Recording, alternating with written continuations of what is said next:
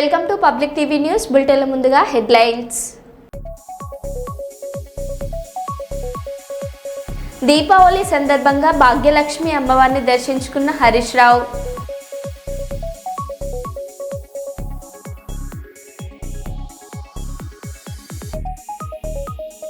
మంత్రి సీతక్కపై హరీష్ రావు తీవ్ర విమర్శలు.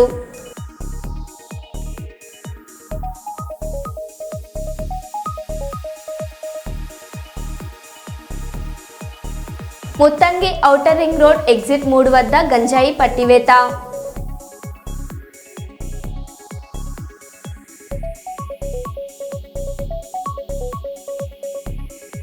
కృష్ణా జిల్లా పెనుగంచిప్రోలులో కలకలం.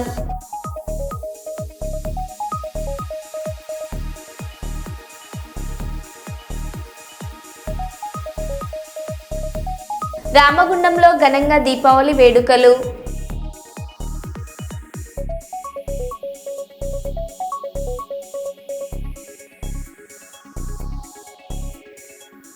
ఇక వివరాల్లోకి వెళ్తే, రాష్ట్ర వ్యాప్తంగా సంచలనం సృష్టించిన నిజామాబాద్ కానిస్టేబుల్ ప్రమోద్ హత్య కేసులో సంచలనం చోటు చేసుకుంది. హత్య కేసులో నిందితుడిగా ఉన్న రియాజ్ హాస్పిటల్లో చికిత్స పొందుతూ ప్రాణాలు కోల్పోయాడు. అయితే ఆదివారం సారంగపూర్ దగ్గర పట్టుబడిన రియాజ్ను అదుపులోకి తీసుకున్న పోలీసులు వైద్య పరీక్షల కోసం హాస్పిటల్కి తరలించారు. అయితే హాస్పిటల్ నుంచి ఎలాగైనా తప్పించుకోవాలనుకున్న రియాజ్ కానిస్టేబుల్ నుంచి గన్ లాక్కేందుకు ప్రయత్నం చేశాడు. దీంతో పోలీసులు రియాజ్పై కాల్పులు జరిపారు. దీంతో పోలీసులు కాల్పుల్లో తీవ్రంగా గాయపడిన రియాజ్కు వెంటనే జీజీహెచ్కు తరలించారు పోలీసులు. ఈ క్రమంలో చికిత్స పొందుతున్న రియాజ్ ఇవాళ ప్రాణాలు కోల్పోయాడు.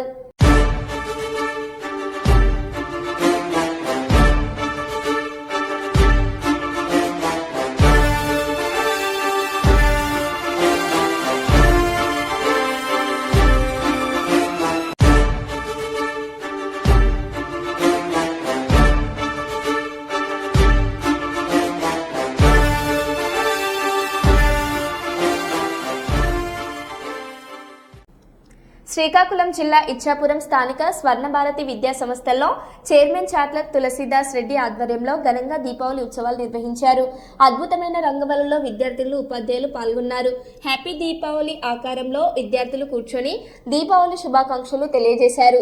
ఈ సందర్భంగా తులసీదాస్ రెడ్డి మాట్లాడుతూ దీపావళి అందరి జీవితాల్లో వెలుగులు నింపాలని, ప్రతి ఇంటికి మహాలక్ష్మి దేవి ఆశీస్సులు ఉండాలని ఆకాంక్షించారు. విద్యార్థులు తమ కుటుంబ సభ్యులతో ఆనందోత్సవాల నడుమ దీపావళి పండుగను జరుపుకోవాలని కోరారు. బాణసంచా కాల్చేటప్పుడు జాగ్రత్తలు తీసుకోవాలని సూచించారు.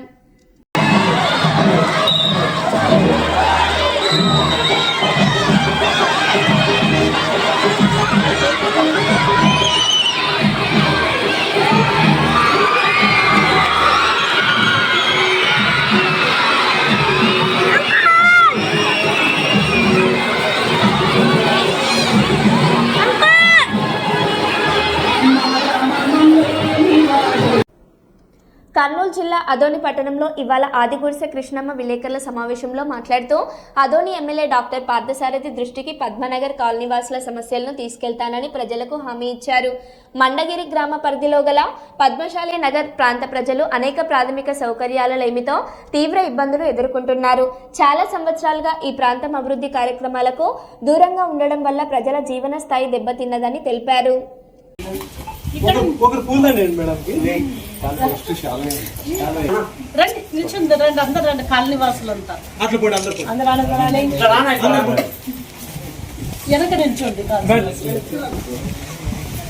ఈ ఫోన్ తప్పిస్తామా కొద్దిగా అటు వెళ్దామా? అదే రానా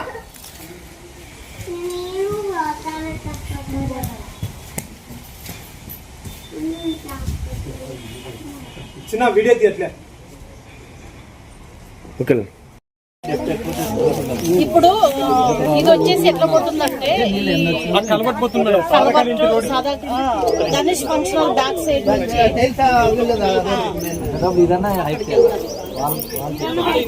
బైపాస్ లో టైల్స్ అంగడి దగ్గరికి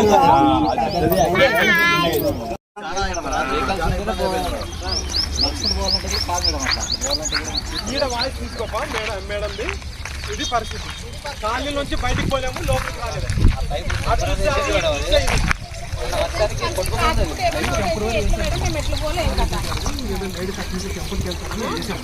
వేసి ముచ్చాం ఆ భారీ వర్షానికి అది పోయి ఇదే విషయం మీరు మీడియాలో మాట్లాడారు. రోడ్లు లేవు, పోవడానికి రాత్రిపూట ఏమైనా ఎమర్జెన్సీ అయినా కూడా మాకు పోయేదానికి దారి లేదు. కరెంటు లేదు, మాకు వాటర్స్ లేదు, కుళాయి లేదు, రోడ్లు లేదు, కాలువ లేదు. మేము ఎట్లా రాత్రిపూట ఏదైనా ఎమర్జెన్సీ వస్తే ఎట్లా చేయాలి? మేము హాస్పిటల్లో ఎమర్జెన్సీ రాత్రిపూట ఏమన్నా అయితే మేము ఎట్లా పోలే? ఇది కాలువ అడగండి, ఈ వెంచర్ ఓనర్లు అడగండి, వాళ్ళు డ్రైనేజ్లు కాలువలు ప్రొవైడ్ చేయాలి కదండి. మేము ఎట్లా చేస్తామన్న వాళ్ళు రెగ్యులర్గా సమాధానం చెప్తున్నారు. మేము ఏం చేయాలో దిక్కుతో వచ్చాక మా గుడిసె కృష్ణమ్మ అక్కని అడిగితే ఆమె వచ్చి మా కాలనీ ఈరోజు సందర్శించి మా కాలనీలో కూడా మొత్తం అంతా సమస్యలన్నీ చూసి మీ సమస్యలన్నీ ఎమ్మెల్యే గారికి తీసుకెళ్ళి పరిష్కరిస్తామని చెప్పడం జరిగింది. ఖచ్చితంగా చేస్తారని మేము ఆశిస్తూ ఇంతవరకు సెలవు తీసుకుంటాను. నా పేరు చిలకా నిత్యానంద్, పద్మశాలి నగర్ వాసిని ఆదోని. కానీ ఎక్స్టెండ్ ఆదోని అంటే ఇప్పుడు మండగిరి ప్రాంతం ఎక్స్టెండ్ అవుతుంది. రోజు రోజుకి మండగిరి ప్రాంతం పెరుగుతూ పోతూ ఉంది. కాబట్టి దానికి తగ్గట్టుగా మనం ఖచ్చితంగా సౌకర్యాలు కల్పించవలసిన బాధ్యత మా కూటమి పైన ఉంది. కాబట్టి 100% ఏదైతే ఈ కాలనీ వాసులు అందరూ చెప్పారో వాటన్నిటిని కూడా ఎమ్మెల్యే గారి దృష్టికి తీసుకెళ్లి ఖచ్చితంగా పనులు అయ్యే విధంగా అన్న పైన ఒత్తిడి తీసుకొస్తానని చెప్పి నా తరఫున కాలనీ వాసులందరికీ నేను తెలియజేసుకుంటున్నాను. ఈరోజు ఎక్కడ చూసినా సమస్యలే ఉన్నాయి. గత 5 సంవత్సరాలుగా ఆ గవర్నమెంట్ అసలు పట్టించుకోలేకపోనే పాపం లేదు. ఎందుకంటే మండగిరిలోన ఎన్ని నిధులు ఉన్నాయో ఆ 5 సంవత్సరాలు దేనికి ఖర్చు చేశారో కూడా తెలియదు. మేము వచ్చిన తర్వాత దాదాపుగా 1 కోటి రూపాయలు వర్క్ చేశాం మండగిరిలో. చాలా పెద్ద ప్రాంతం కాబట్టి మండగిరి గ్రామం అనేది ఎక్కడ మనం 1 కోటి రూపాయలు అనేది జస్ట్ ఒక 4-5 కోట్లకే పరిమితం అవుతుంది. ఇక్కడ ఆదర్శ్ నగర్లోనే డ్రైనేజీకే దాదాపు 30 లక్షలు పెట్టి వర్క్ చేయించాం. అదేవిధంగా అక్కడ భరత్ నగర్కి వెళ్లే దారిలో కూడా దాదాపుగా 30 లక్షల వర్క్ రోడ్డు చేయించాం. ఇట్లాంటివి చాలా చేసాం మేము. కాబట్టి ఇంకా ఎక్కువగా నిధులు రావాలి, ఎన్ఆర్జీఎస్ నిధులు కూడా దీనిపైన పెట్టాలని చెప్పి నేను ఎమ్మెల్యే గారి దృష్టికి మీడియా ముఖంగా తెలియజేస్తున్నాను. అదేవిధంగా ఒకసారి వీళ్ళందరూ కూడా ఎమ్మెల్యే గారితో కలిస్తే వాళ్ళ సమస్యలు విన్నవించుకుంటే బాగుంటుంది. ఎమ్మెల్యే గారు కూడా అన్నగారు కూడా వచ్చి విజిట్ చేస్తే అన్నకు కూడా ఈ లోకల్ పరిస్థితి ఏముందో, ఎలాంటి ఇబ్బందులు పడుతున్నారో అనేది అందరికీ అర్థమవుతుందని చెప్పి ఈ సందర్భంగా నేను తెలియజేసుకుంటూ ఎంత తొందర అయితే అంత తొందరగా వీళ్ళ సమస్యలు పరిష్కరించే విధంగా ఎన్డీఏ ప్రభుత్వం పనిచేస్తుందని చెప్పి మరొకసారి తెలియజేసుకుంటూ నాకు ఈ అవకాశం ఇచ్చిన కాలనీ వాసులకు ధన్యవాదాలు. నా పేరు గుడిసె ఆదికృష్ణమ్మ, తెలుగుదేశం పార్టీ రాష్ట్ర ఆర్గనైజింగ్ సెక్రటరీ. సంగారెడ్డి జిల్లా పటాన్చెరు మండలం Muthangi outer ring road exit 3 వద్ద గంజాయి పట్టివేత 26.4 కేజీల ఎండు గంజాయిని స్వాధీనం చేసుకున్న పటాన్చెరు పోలీసులు. నిందితుడు అరెస్టు. గంజాయి తరలిస్తున్న ఆటో సీజ్.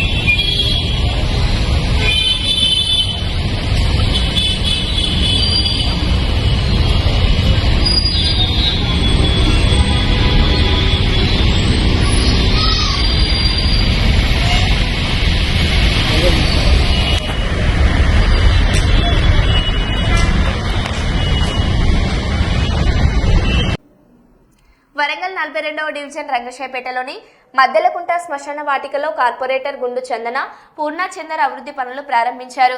శ్మశాన వాటికకు వచ్చే ప్రజలు ఎదుర్కొంటున్న ఇబ్బందులను గుర్తించి ముళ్ళ కంపలు, రాళ్లను తొలగించి ప్రదేశాన్ని పూర్తిగా చదును చేయించారు.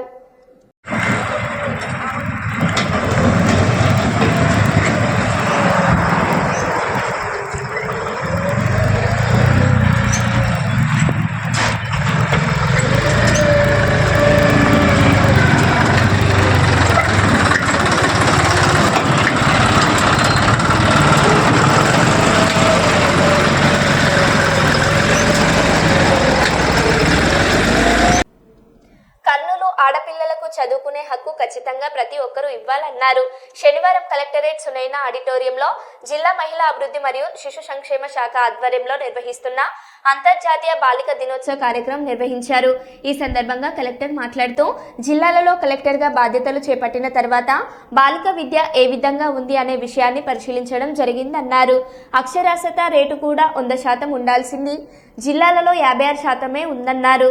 అక్షరాస్యత రేటు 100% తీసుకొని వచ్చే విధంగా ప్రతి ఒక్కరూ కృషి చేయాలన్నారు. ఆడపిల్ల పుట్టిన మగపిల్లవాడు పుట్టిన ఇద్దరు సమానమేనని, ఆడపిల్ల ఎప్పుడు భారం అనుకోకూడదని కలెక్టర్ పేర్కొన్నారు. కలెక్టర్గా, శాసనసభ్యులుగా, జిల్లా అధికారులుగా ఎక్కువ శాతం ఆడపిల్లలే ఉన్నారన్నారు. ఆడపిల్లలను బాగా చదివించడంతో పాటు పౌష్టికాహారం బాగా పెట్టాలని కలెక్టర్ తెలిపారు. ఎదుగుదల అభివృద్ధి మూలం అని గుర్తుంచుకుంటాను. బాలికా రక్షణ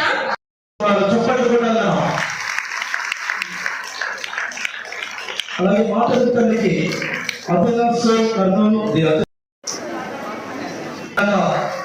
బాల్య వివాహాలు ఎలా అరికట్టాలో అద్భుతమైనటువంటి స్టేట్ ద్వారా అండ్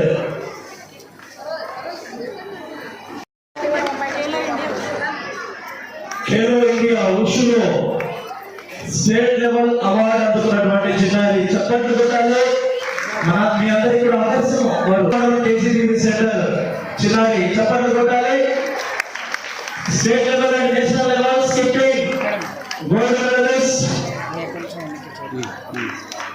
అక్షయ.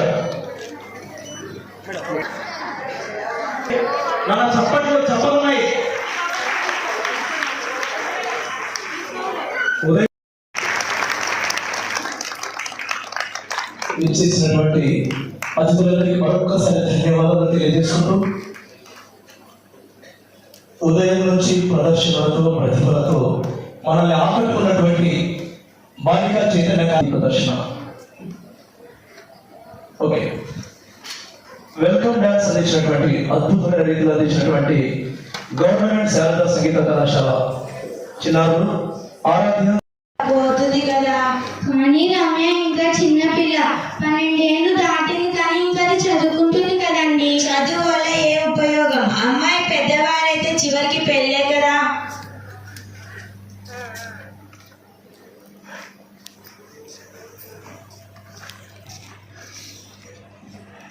అమ్మా నాన్న నేను స్కూల్కి వెళ్తున్నాను. సరే నాన్న, నువ్వు జాగ్రత్తగా వెళ్ళు.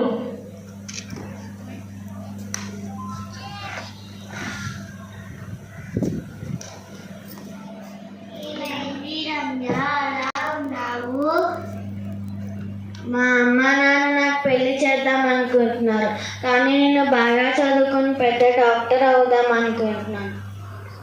ఇది తప్పు కదా రమ్య, మన టీచర్ చెప్పింది కదా 18 సంవత్సరాల కన్నా తక్కువ వయసులోనే వచ్చిన తర్వాత గర్ల్ చైల్డ్ ఎడ్యుకేషన్ ఎలా ఉంది అనేది ఫస్ట్ ఒకసారి చూశాను, కొంచెం షాక్ అయ్యాను.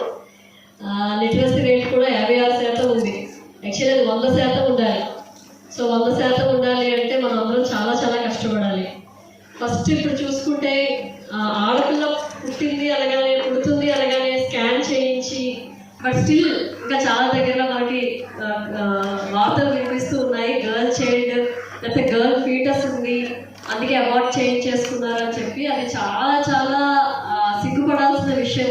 ముఖ్యంగా లేడీస్ అంటే అక్కడ అత్తగారు కానీ అమ్మగారు కానీ ఆ అమ్మాయి కానీ మ్యారేజ్ అయ్యి ప్రెగ్నెంట్ అయిన అమ్మాయి కానీ కంపల్సరీగా గర్ల్స్ చైల్డ్కి సపోర్ట్ చేయాలి.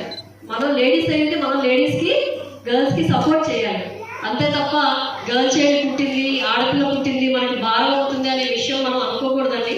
మనం స్ట్రాంగ్గా ఉంటే ఖచ్చితంగా మనం ఆ బేబీని బతికించుకోగలము, కష్టపడి పెంచగలము. సో లేడీస్ అందరికీ నేను అదే కోరుకుంటున్నాను, గర్ల్ చైల్డ్ ఆడపిల్ల అనేది భారం కాదు. ఇప్పుడు నన్ను చూస్తున్నారు, ఎమ్మెల్యే గారిని చూస్తున్నారు, మిగతా ఆఫీసర్స్ని చూస్తున్నారు, అందరూ కూడా లేడీసే. సో దయచేసి ఈ అవేర్నెస్ అనేది అందరికీ, అంటే మీరు వెళ్ళి మరో నలుగురికి ఈ విషయం చెప్పాలి. ఆడపిల్లకి చదివించాలి, ముఖ్యంగా చిన్నప్పుడు. నేను పరిస్థితిలో ఉన్నానంటే దానికి కారణం మా అమ్మగారు. మా అమ్మగారు కూడా ఒక లేడీ. సో మా అమ్మమ్మ గారు కూడా ఒక లేడీ. మా అమ్మగారిని బిఏ వరకు చదివించారు, ఈమె నన్ను ఇంతవరకు చదివించారు. ఆ లేడీస్ అయితేనే మనం ఒక డెసిషన్ తీసుకుంటే కూడా కంపల్సరీగా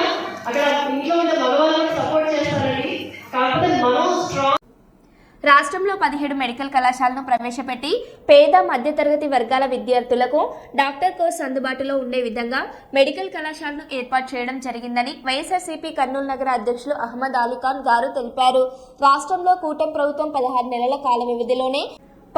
నెలల కాల వ్యవధిలోనే జగన్మోహన్ రెడ్డి ఎంతో ప్రతిష్టాత్మకంగా ప్రవేశపెట్టిన 17 మెడికల్ కళాశాలలను కూటమి ప్రభుత్వం ప్రైవేటీకరణ చేస్తున్న విధానానికి వ్యతిరేకంగా జగన్మోహన్ రెడ్డి గారి ఆదేశాల మేరకు రాష్ట్ర వ్యాప్తంగా 1 కోటి సంతకాల సేకరణ కార్యక్రమాన్ని శ్రీకారం చుట్టారని, ఈ నేపథ్యంలో కర్నూలు నగరంలోని అబ్దుల్లా ఖాన్ ఎస్టేట్ పరిసర ప్రాంతాలలో సంతకాల సేకరణ కార్యక్రమం తొలి సంతకం చేసి ప్రారంభించారు. అనంతరం వైఎస్ఆర్సీపీ కర్నూలు నగర అధ్యక్షులు అహ్మద్ అలీఖాన్ మాట్లాడారు. ఒకసారి ఇక్కడ చూడండి, ఇక్కడ చూడండి ఒకసారి ఓకే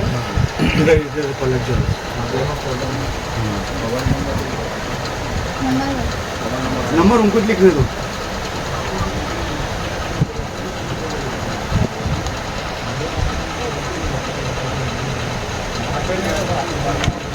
थैंक यू. अण्णा नहीं गुड़ी नहीं बचता दा गौर ना नंबर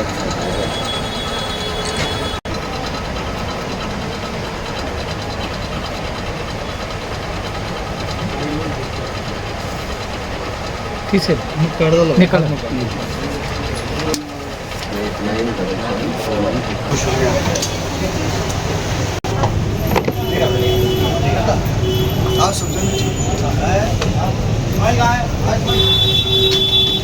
ये रखी ना हमारा पार्टी का सिग्नेचर कैंपेन चल रहा है. क्या नाम है, यहाँ तक गाँव है या फोन नंबर है, मैं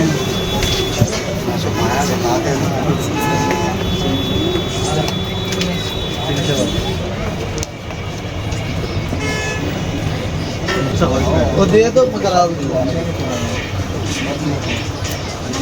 सिग्नेचर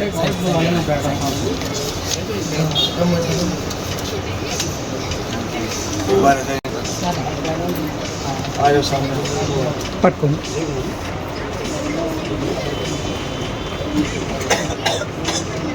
ओके ना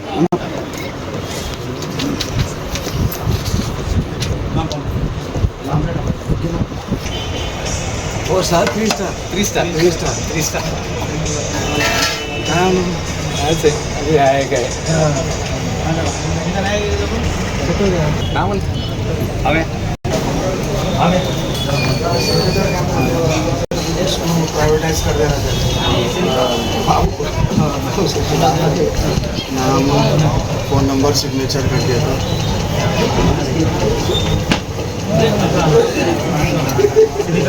हाँ यहाँ सिग्नेचर या फोन नंबर कर लो.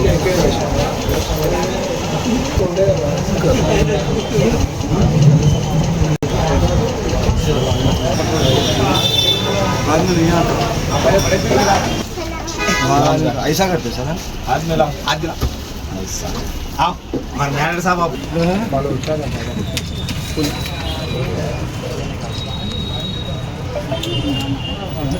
कितने दुकान हो गए 5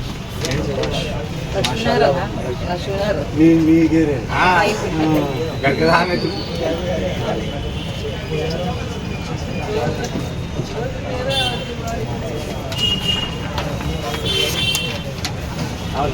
अच्छा लिखो नाम लिखो फोन नंबर लिखो.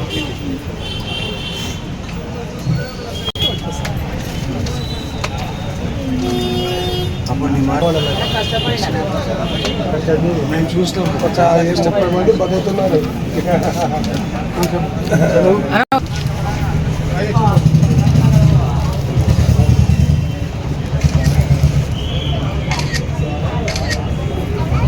ఓకేనా ఫోన్ ఫస్ట్ చాలా ఓకే బ్యాంక్ ఉంటే అది కూడా ఫ్రీ ఇచ్చింది. ప్రైవేట్ కాలేజెస్ చేయాలి. సో మేము ఈ రోజు నుంచి కర్నూలు వైఎస్ఆర్ కాంగ్రెస్ పార్టీ సిటీ ఆధ్వర్యంలో ఈ సిగ్నేచర్ క్యాంపెయిన్ 1 కోటి సంతకాల కార్యక్రమం మేము స్టార్ట్ చేస్తున్నాము. ఇది పూర్తి వచ్చే 1 నెల వరకు ఇది పూర్తి స్థాయిలో ప్రతి వార్డులో ప్రతి రోడ్డు మీద మేము వెళ్ళి ప్రజలతో కలిసి జనాలతో కలిసి వాళ్ళకి విజ్ఞాపన చేసి వాళ్ళ కోసమే ఇది మేము పోరాడుతున్నామని చెప్పేసి ఈ సిగ్నేచర్ క్యాంపెయిన్ కంప్లీట్ చేసి మరి గవర్నర్ గారికి కోటి సంతకాలు పూర్తి చేసి మేము సబ్మిట్ చేస్తాం.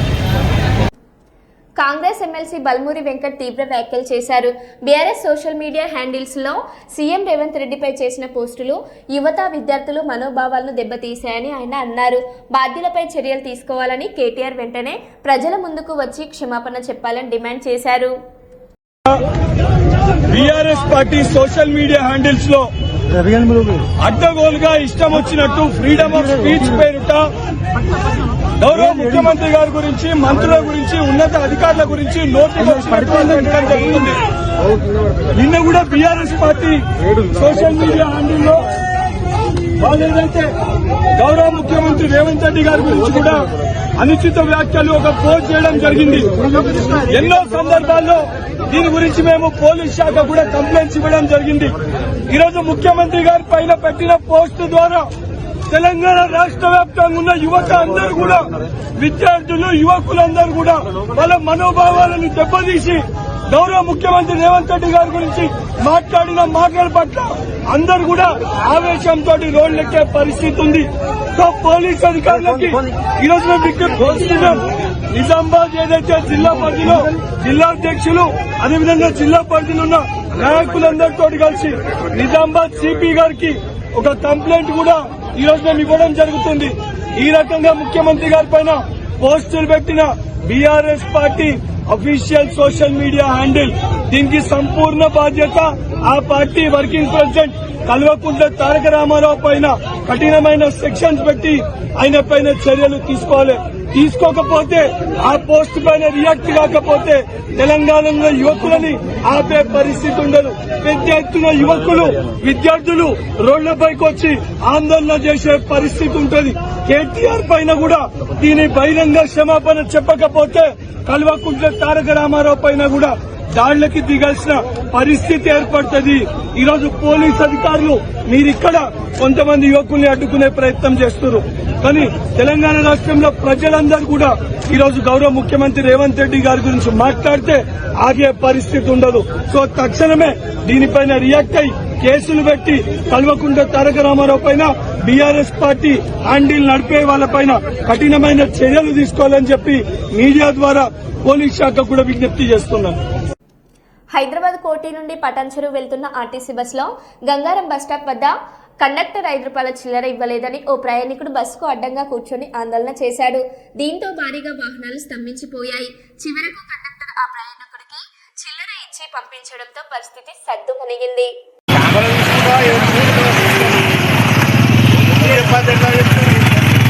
కాక ఏమైంది ప్రాబ్లం చెప్పు కొంచెం. ప్రాబ్లం ఏమైనా గంగారం చెప్పిన 25 రూపాయలు టికెట్, ఆయన 30 రూపాయలు కొట్టిండు. నాకు 5 రూపాయలు కావాలి. ఇప్పుడు 5 రూపాయల కోసం మీరు ధర్నా చేస్తున్నారు? నిజం సార్.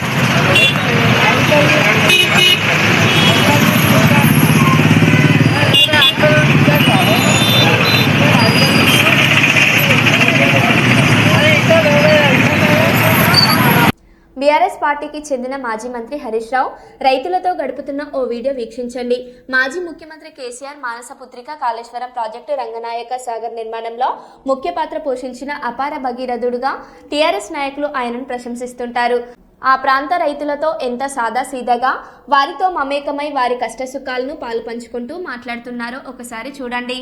సార్ మీరు ఉన్నప్పుడే ఇక వాటికి వచ్చింది వేడి ఏం పడతలేదు. ఎంత కరెంట్ ఎప్పుడు ఏం వేడి పడతలే, మోటార్ కాలుడు ఏం లేదు. కాకపోతే అప్పుడు మీరు ఉన్నప్పుడే ట్రాన్స్ఫార్మర్ పుష్కాలం ఇద్దరు. ఇక వాటికి ఎందుకు వేడి పడుతున్నాయి? స్ప్రింక్లర్ సెట్లు పనిచేస్తున్నాయి, మనం ఇచ్చినాయి పనిచేస్తున్నాయి సార్, చాలా పని చేస్తున్నాయి. మీకైతే లారీ పంపిన అది అన్నీ అవే మక్కలు వండు సార్, గుడడానికి అవే మాకు ఒక్కొక్కరికి కాళేశ్వరం అక్కడ నీళ్లు ఉన్నాయంటే ఇక్కడ బాయిలు 2 పంటలు పక్క అవుతున్నాయా? 2 పంటలు పండుతున్నాయి, 3 పంటలు కూడా పడుతాయి సార్. నీళ్ళకైతే కొరవలేదు సార్. ఇక కాళేశ్వరం వచ్చింది, కాళేశ్వరం రంగనాయక సాగర్ నీళ్ళు అయితే సార్ ఈ మధ్యలో సార్, ఇగో సార్ ఒక్క గీ మధ్యలో అని నేను చెప్పిన కదా, ఈ మధ్యలో ఒక్కటే గాని ఈ నటపద్మ రెడ్డి మనకు చేసినట్టు అది కరెక్ట్ సార్. ఏం పని చేస్తున్నావు? బూరి తిస్తాను మొక్కజొన్న. మక్కలు జూలు తీస్తున్నావు. ఎంత కూలి ఇప్పుడు? 200. ఒకళ్ళంటే ఒకళ్ళు చేసుకుంటారా? అంతా బాగా సాధన ఒకళ్ళు చేసుకుంటారా? ఒకళ్ళు చేసుకొని కూలి కూడా ఇచ్చుకుంటారా అదే పద్ధతిలో? పద్ధతులు ఏం లేదు, మంచి వస్తుంది కదా, మంచి బదులు మంచిగా పోవాలి. సార్ ఎక్కువ తక్కువ అయితే పైసలు ఎక్కువ తక్కువ అయితే కొంతమందికి చాలా ఉంటుంది. మరో బులెటిన్లో మళ్ళీ కలుద్దాం. Stay tune.